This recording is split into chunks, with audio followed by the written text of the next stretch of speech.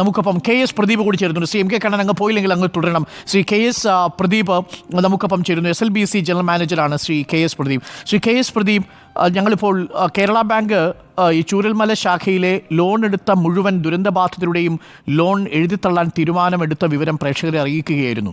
എന്നോടൊപ്പം വൈസ് പ്രസിഡന്റാണ് ഉണ്ടായിരുന്നത്. എന്നോടൊപ്പം മറ്റൊരു ദുരന്തബാധിത മേഖലയിൽ നിന്നുള്ളൊരു ഭുവനേന്ദ്രൻ കൂടിയുണ്ട്.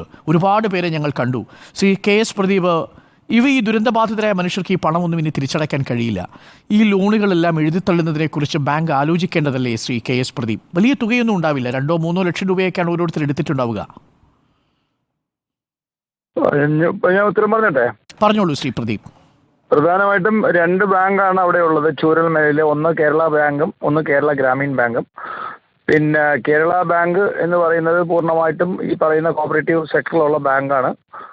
ഗവൺമെന്റിന്റെ സ്റ്റേറ്റ് ഗവൺമെന്റിന്റെ കൺട്രോളിലുള്ളതാണ്. കേരള ബാങ്കിൽ ഏതാണ്ട് 6,60,00,000-ഓളമാണ് അവരുടെ കണക്കനുസരിച്ച്. കുറച്ച് അങ്ങോട്ട് മുന്നോട്ട് വരും പിന്നെ ഈ വായ്പയുടെ തോത് മൊത്തമായിട്ട്. പക്ഷെ കേരള ഗ്രാമീൺ ബാങ്കിന് ഏതാണ്ട് 16 കോടിയോളം വായ്പ ഉണ്ട് അവിടെ. പിന്നെ ഈ പറയുന്ന കാര്യങ്ങൾ ഈ ഒരു ഡിസ്ട്രിക്ട് കൺസൾട്ടേറ്റീവ് കമ്മിറ്റി മീറ്റിംഗ് കൂടിയിട്ടുണ്ട്.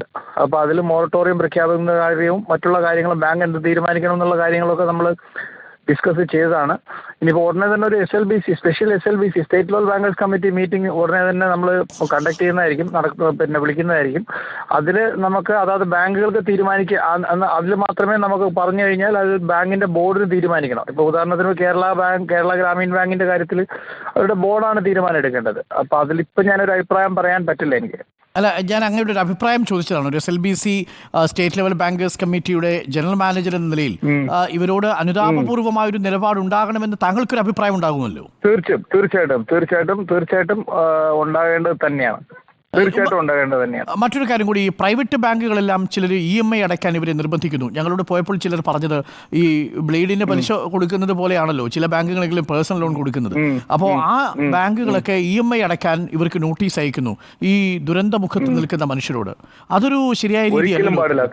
ഒരിക്കലും പാടില്ലാത്തതാണ്.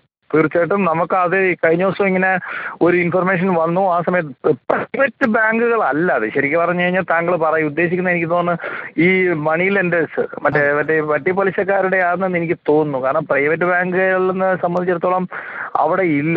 ഈ പറയുന്ന മേപ്പാടിയിൽ ഒരു സൗത്ത് ഇന്ത്യൻ ബാങ്ക് മാത്രമേ ഉള്ളൂ പ്രൈവറ്റ് സെക്ടറിലുള്ള ബാങ്ക്. വേറെ മറ്റേ ന്യൂ ജനറേഷൻ പ്രൈവറ്റ് സെക്ടർ ബാങ്കും ഇല്ല. അവരൊന്നും ഇങ്ങനത്തെ ഒരു ഇതിൽ പോകില്ല. കാരണം അവരൊക്കെ നമ്മുടെ SLBCയുടെ ഇതിൽ വരുന്നതാണ്. പിന്നെ അതുകൊണ്ട് എനിക്ക് തോന്നുന്നത് താങ്കൾ ഉദ്ദേശിക്കുന്നത് ഈ ഇതായിരിക്കും, മറ്റേ ഈ മണിയിൽ വട്ടിപ്പലിശക്കാരുടെ ആയിരിക്കും. അത് ഒരിക്കലും പാടില്ല. അത് പോലീസ് കൺട്രോൾ ചെയ്യേണ്ടത് തന്നെയാണ്. പോലീസും ജനങ്ങളും കൂടെ ചേർന്ന് കൺട്രോൾ ചെയ്യേണ്ടത് തന്നെയാണ്. കഷ്ടപ്പെട്ട് ഇത്രയും ഒരു ബുദ്ധിമുട്ട് അനുഭവിക്കുന്ന ഒരു ജനതയെ നമുക്കൊന്ന് സാന്ത്വനിപ്പിക്കാൻ, വേറൊന്നും കൊടുക്കാൻ പറ്റും, ഒരു സാന്ത്വന വാക്കെങ്കിലും കൊടുക്കേണ്ട സമയത്ത് ഇങ്ങനെ ചെയ്യുന്നത് തെറ്റ് തന്നെയാണ്. ഈ അനുഭാവപൂർവ്വം ലോണുകൾ എഴുതിത്തള്ളുന്ന കാര്യം പരിഗണിക്കണം എന്നതാണ് അങ്ങയുടെ അഭിപ്രായം അല്ലേ? സ്റ്റേറ്റ് ലെവൽ ബാങ്കേഴ്സ് കമ്മിറ്റി തീർച്ചയായിട്ടും അങ്ങനെ അത്രയ്ക്കും ഡിസർവിംഗ് ആയിട്ടുള്ള ആൾക്കാർക്ക് ബാങ്കുകൾ ഒരു തീരുമാനം എടുക്കണം എന്ന് തന്നെയാണ് എൻ്റെ അഭിപ്രായം. പക്ഷേ തീരുമാനം എടുക്കേണ്ടത് ബോർഡുകളാണ്. അതിന് SLBCക്ക് പിന്നെ ഇതൊന്നുമില്ല, ഒരു പവറൊന്നുമില്ല. നമ്മൾ എന്തായാലും ഇന്ന് തന്നെ നമ്മൾ എല്ലാ ബാങ്കുകളെയും അറിയിച്ചിട്ടുണ്ട്. ഇങ്ങനെ സ്പെഷ്യൽ DCC അതായത് ജില്ലാതല കൺസൾട്ടേറ്റീവ് കമ്മിറ്റി DCC മീറ്റിംഗിൽ ഉരുത്തിരിഞ്ഞു വന്ന കാര്യങ്ങൾ, അതിൻ്റെ പിന്നെ മിനിറ്റ്സ് നമ്മൾ എല്ലാ ബാങ്കുകളെയും അറിയിച്ചിട്ടുണ്ട്. അപ്പോൾ ബാങ്കുകൾക്ക് അത് അവരുടെ ബോർഡിൽ ടേക്കപ്പ് ചെയ്തിട്ട് ഈ പറയുന്ന SLBC നടക്കുന്ന സമയത്ത് അവർക്ക് അതിനെപ്പറ്റി അഭിപ്രായം പറയാം. ഒരു കാര്യം കൂടി, ഇനിയിപ്പോൾ പൂർണ്ണമായിട്ടും ചിലത് എഴുതിത്തള്ളാൻ കഴിയില്ലെങ്കിലും പലിശയെങ്കിലും ഒഴിവാക്കി ഇവർക്ക് ഗഡുക്കൾ അടയ്ക്കുന്നത് തിരിച്ചു കൊടുക്കാനുള്ള ഒരു സംവിധാനമെങ്കിലും നടപ്പിലാക്കാമല്ലോ അല്ലേ ശ്രീ പ്രദീപ്?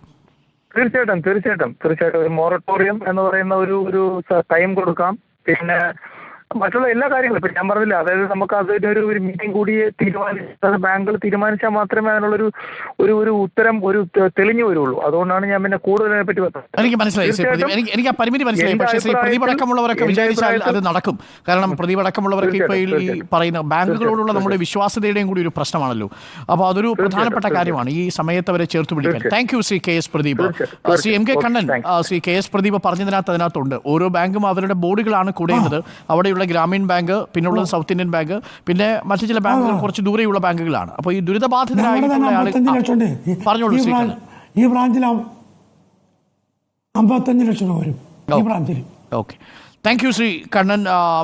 Thank you Shri Pradeep. ഈ വിഷയത്തിൽ അനുഭാവപൂർവമായ ഒരു നിലപാടെടുത്തതിന് ശ്രീ KS പ്രദീപിനൊക്കെ ഇത് ഒരുപക്ഷെ ബാങ്കുകളിൽ അഭ്യർത്ഥിക്കാനേ കഴിയൂ. അതാത് ബാങ്കുകളുടെ ഡയറക്ടർ ബോർഡാണ് അക്കാര്യത്തിൽ തീരുമാനമെടുക്കേണ്ടത്. സ്റ്റേറ്റ് ലെവൽ ബാങ്കേഴ്സ് കമ്മിറ്റിയുടെ ജനറൽ മാനേജറാണ് ശ്രീ KS പ്രദീപ്. അനുഭാവപൂർവ്വം ലോണുകൾ എഴുതിത്തള്ളുന്നത് പരിഗണിക്കണമെന്ന് ശ്രീ പ്രദീപ് പറയുമ്പോൾ ഒരുപാട് പ്രതീക്ഷകളുണ്ട്. ചുരുങ്ങിയ പക്ഷം മൊറട്ടോറിയം പ്രഖ്യാപിക്കുകയെങ്കിലും വേണം ഉടൻ തന്നെ. കുറച്ച് എഴുതിത്തള്ളാൻ കഴിയുന്ന എഴുതിത്തള്ളണം. പാവം മനുഷ്യരാണ്, എല്ലാം നഷ്ടപ്പെട്ടിരിക്കുന്ന മനുഷ്യരാണ് എന്നത് ഒരിക്കൽ കൂടി ഓർമ്മിപ്പിക്കുന്നു.